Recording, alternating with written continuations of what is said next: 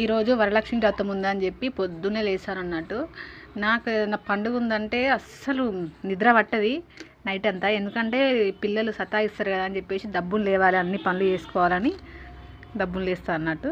ఈరోజు పొద్దున్నే లేచిన, అల్లారం 4 o'clock పెట్టుకున్నా కానీ 5కి లేచిన అన్నట్టు. 5కి లేచి మొత్తం పని అంతా కంప్లీట్ చేసుకున్నా.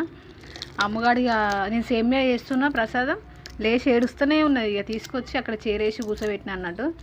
ఈరోజు దేంతో చేసిన అంటే చక్కెర వేయలేదు, బెల్లంతో చేసిన సేమియా. చక్కెర వేస్తే హెల్త్కి మంచిది కాదని బెల్లంతో చేసిన. బెల్లం కూడా మంచిది కాదనుకోండి, ఎందుకంటే అప్పట్లెక్క అంత ప్యూర్ ఉంటలేవు కదా. కానీ చక్కెర కన్నా బెల్లం బెటర్ అని బెల్లంతో చేసిన అన్నట్టు. టేస్ట్ మాత్రం మంచిగా ఉంది. అందరూ ఇప్పుడు మొత్తం బిజీ ఉన్నారు కావచ్చు, మొత్తం వాయినాలు ఇచ్చకుండా. నేను కూడా ఇద్దాం అనుకున్నా కానీ అంతా కుదరలేదు. కానీ నెక్స్ట్ ఫ్రైడే ఇద్దామని చెప్పి అనుకున్నాను. కానీ నెక్స్ట్ ఫ్రైడే పండుగ ఉన్నట్టుంది కదా, రాఖీ పండుగ ఉన్నది. అందరు హ్యాపీగా ఉండవచ్చు ఈరోజు. మాకైతే ఇక్కడ ఎవరు ఇస్తలేరు. ఈ మిల్క్ మేడ్ అయితే తెచ్చి 1 month అవుతుందండి.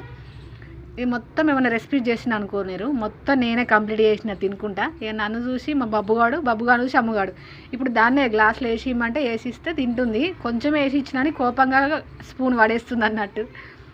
ఆమెకు వద్దంట, సేమియా పోసిస్తే కూడా వద్దంటుంది, మిల్క్ మేడే కావాలంట. మస్తుంది నిజంగా. టేస్ట్ ఎట్లా అంటే కోవా టైప్లో ఉన్నాడు. నేను బన్ కోవా చేద్దామని చెప్పేసి, అదే కోవా బన్ ఉంటుంది కదా, అది చేద్దామని చెప్పేసి తెచ్చిన. కాకపోతే అది తిననీకే మొత్తం అయిపోయింది అన్నట్టు. టేస్ట్ మాత్రం మంచిగా ఉంది.